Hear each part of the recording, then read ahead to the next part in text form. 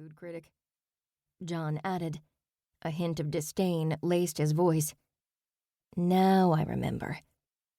What Cooper remembered was her normally unflappable mother's response to Monica Amsterdam's review. The most recent had been of a beloved family-owned pizzeria that appeared in Sunday's Richmond Times-Dispatch. "Uncharitable," was Maggie Lee's response. Her mother was correct. "She's got a way with words, doesn't she?" Cooper said. "Witty, dry humor while she skewers an establishment." "Yes," John nodded. "That's why she's so popular. Readers are engaged and then stunned. It's like a train wreck. They can't look away." "You're a chef, too," Cooper said. "Have her reviews covered your work at the Atwood Inn?" John had taken over the kitchen of the historic inn a few years ago when it reopened. That was how they met. The Bible study had assisted with a soft launch as a favor to Cooper's sister. She might be biased, but Cooper believed he shared a good deal of credit for the inn's recent success. "No, I've been fortunate. However, reviews are part and parcel of the industry. Food critics, bloggers, social media influencers. I expect Ms. Amsterdam or someone like her to show up eventually." John cocked his head toward the impressive white brick building before them. "We're here." "Is this building new?" Cooper asked. "Yes. Dyson Broadcasting relocated its corporate offices here a few years ago. They own and operate 10 stations in the region. It's also home to Rich 17 TV.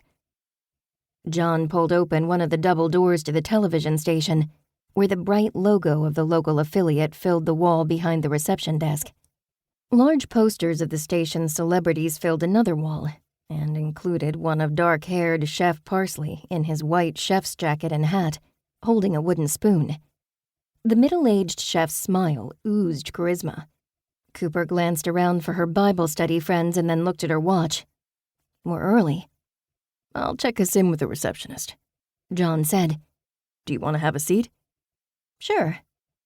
No sooner had Cooper made herself comfortable on one of the plush lobby couches than the front door opened, and several members of the Sunrise Bible Study walked in.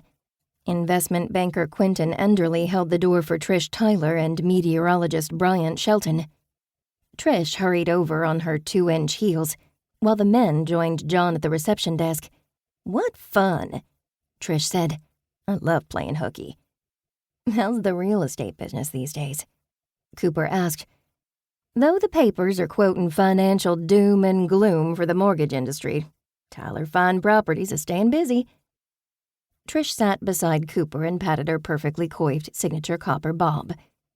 "How about this weather?" Bryant said as he approached. He grinned widely, his white smile bright against his perpetual tan. "Sunshine, just like I predicted." Cooper bit back a chuckle. Bryant's ambiguous forecast hadn't exactly spelled out a brilliant spring day, but she wasn't going to burst his bubble. He glanced around. "Nice digs. I might have to think about a move from Channel 6 to 17. As they chatted, the glass doors opened again and Savannah Knapp entered the lobby, followed by Jake Lombardi. The man normally resembled a bouncer, but today he'd been tamed into a crisp white shirt and dress pants. Jake tugged at the collar of his shirt and offered a sheepish smile. Sorry to be late. I was set to show up in my plumber jumpsuit, but Savannah said I had to change into something appropriate." Savannah wriggled her nose. "I may be legally blind, but I can tell you that my schnoz remains fully functional and hypersensitive. That jumpsuit was not going to work." The brawny master plumber and electrician chuckled and offered a shrug. "What can I say? I get used to the smells." He patted Savannah's arm. "Glad I have my gal Savannah here to keep me on the straight and narrow."